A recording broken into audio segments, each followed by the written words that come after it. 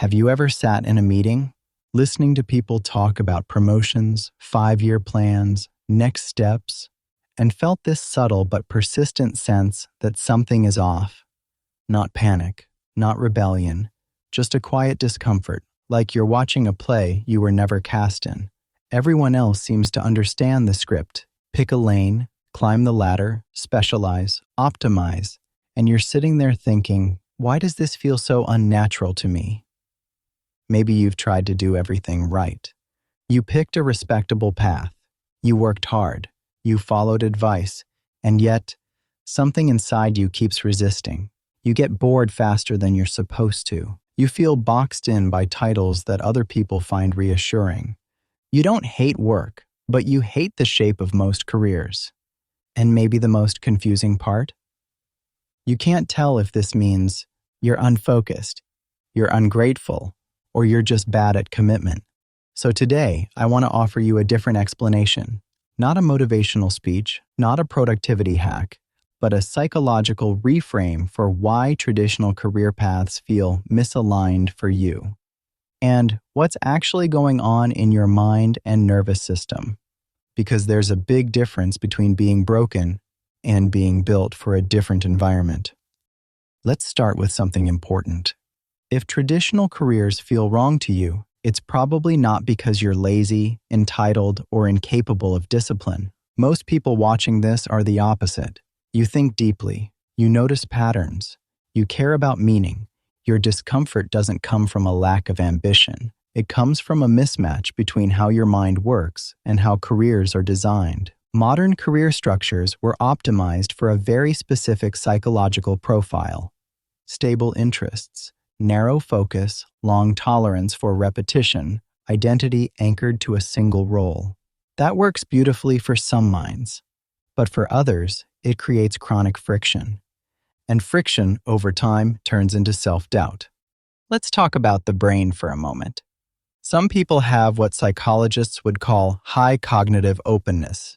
This means your brain is constantly scanning for new inputs. You're sensitive to novelty, complexity, and abstraction.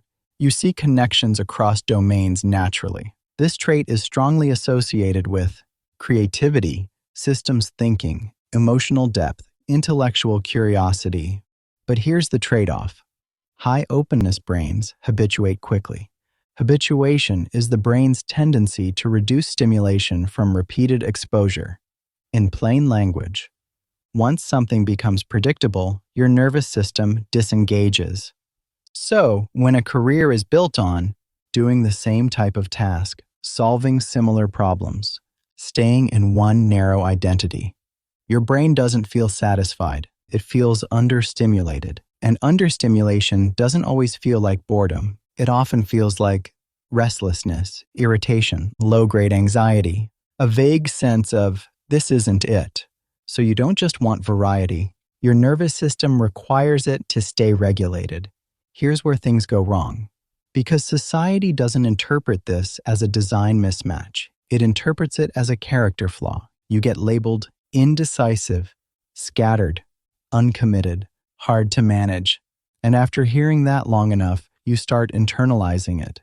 You think, why can't I just be normal? Why can't I want what everyone else wants? So you push yourself harder into paths that don't fit, which creates a very specific psychological loop. You commit to a traditional role. You feel initial excitement. Stimulation drops. Internal resistance rises. Guilt and self-criticism kick in. You either quit or emotionally disengage. Then you tell yourself, see, I can't stick with anything. But that conclusion is wrong. What you struggle with is not commitment. It's sustained meaning in low-variety environments. Most career systems assume identity rigidity. They assume you want to be, I am a lawyer, I am an engineer, I am a marketer. One label, one center of gravity. But many people operate with identity fluidity. You experience yourself not as a single role, but as a network of interests, skills, and values. You don't want to be one thing.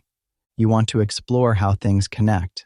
And forcing identity-fluid minds into rigid structures often leads to imposter syndrome, existential anxiety, chronic dissatisfaction even when successful. Because the problem isn't performance, it's psychological suffocation. Here's a critical shift. Instead of asking, "What career should I pick?" ask, "What constraints does my mind function best within?" For example, do you need variety or depth? Do you need autonomy or structure?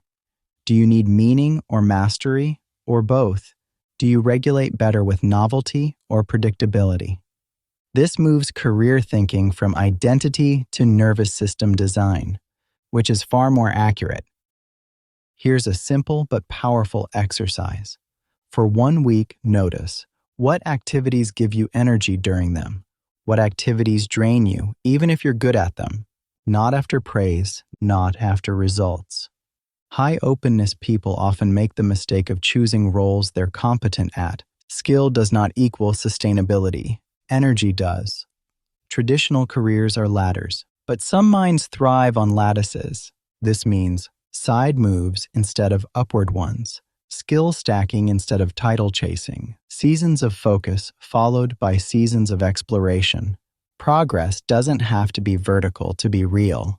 In fact, for many people, lateral movement builds more long-term value. Here's a counterintuitive truth. If your mind craves exploration, your job does not need to be your passion. It needs to be stable, low drain, predictable enough to create psychological safety. This frees your cognitive surplus. You stop asking your job to fulfill your entire identity, and instead, you use stability as a platform for growth, not a cage. A quick but important note: if you have ADHD, clinical anxiety, depression, burnout, some of this may overlap, but the strategies need tailoring. For example, ADHD brains may need external structure, not just freedom. Burnout can mimic boredom. Anxiety can masquerade as restlessness. So self-compassion matters here. This is not about forcing yourself into a label. It's about curiosity over judgment. I want to say something directly to you. Feeling out of sync does not mean you're late to life. It means you're refusing to sleepwalk through it. Many people follow paths that fit society, but not themselves. They just don't talk about the quiet resentment that builds. Your discomfort is information. It's not a failure signal. It's feedback. And once you learn to read it without panic, it becomes a guide. So let's summarize. If traditional careers feel wrong to you, it's likely a design mismatch, not a discipline problem. Your brain may require variety, meaning, and integration. Linear paths aren't the only valid ones. Stability and exploration can coexist. Your mind is not broken. It's contextual. You don't need to force yourself into a mold that was never meant for you. You need to design a life that respects how you actually function. You're not lost. You're just early in a different map. And that's not a weakness. That's potential, waiting for the right structure. I'll see you in the next one.